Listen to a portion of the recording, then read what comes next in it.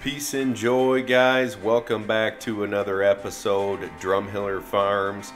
Today we're going to be talking about winter stockpile and just how quickly your season can change and how quickly our season has changed due to some cold temperatures in mid-September.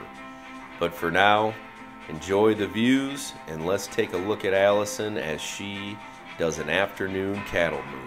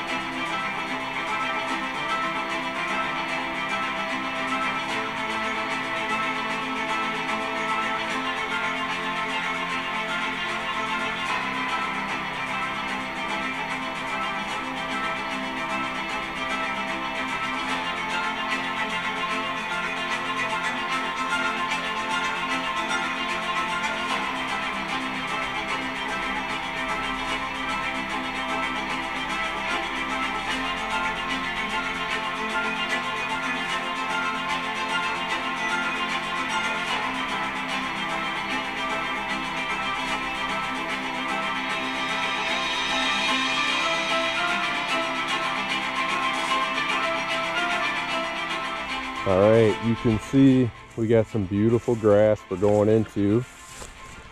You know, this is up, it's about boot high, maybe knee high in a few areas. But I wanted to show you what we were grazing, and you can see most of this grass is not recovered.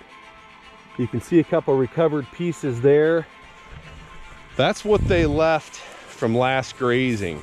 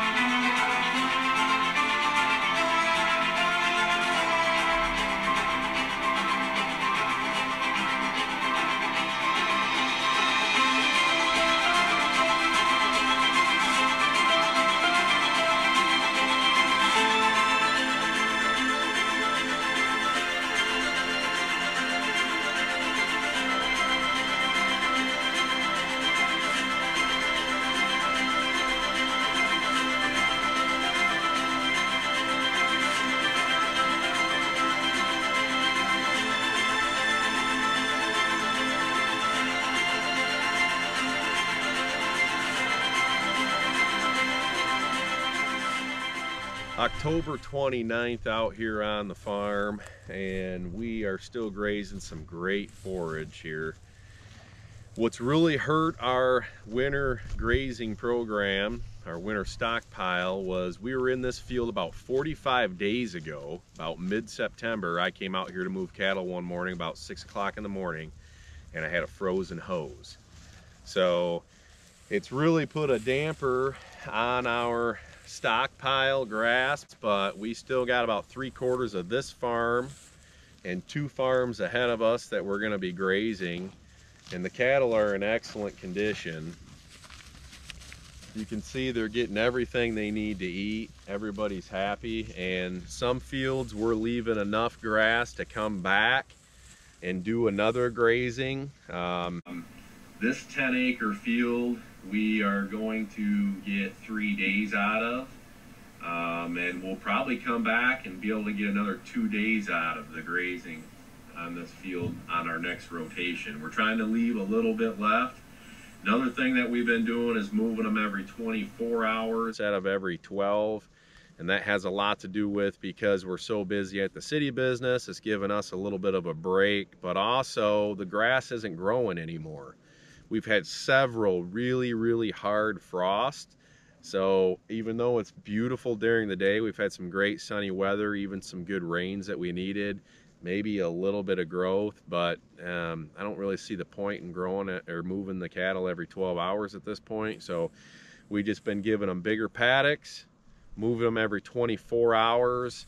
And really what else it's doing is it's giving the animal less stampeding the grass and a little bit more consumption of the grass. So you can see from the drone footage, the animals are spread out and there's not as much competition for the feed. They're kind of spread out on their own, eating what they want, versus a smaller paddock.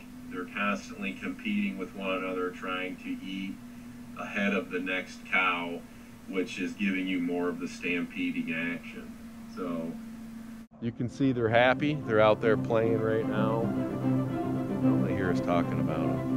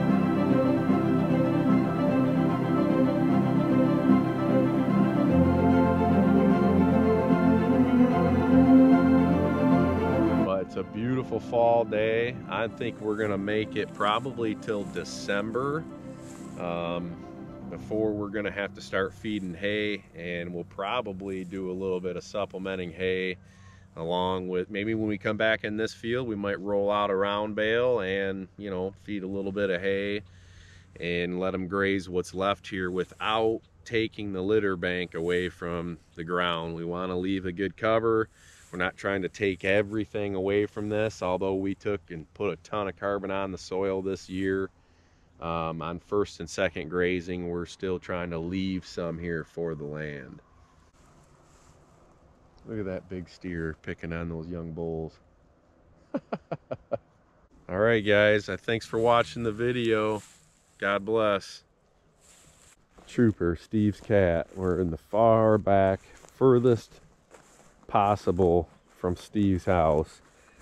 And this cat knows something's going on out here. This is a straight killer, this thing. I mean, this guy, that's all he does all day long is hunts. And he's like a dog, man. He comes out and follows you around the field, and I think he could herd cattle, to be honest with you.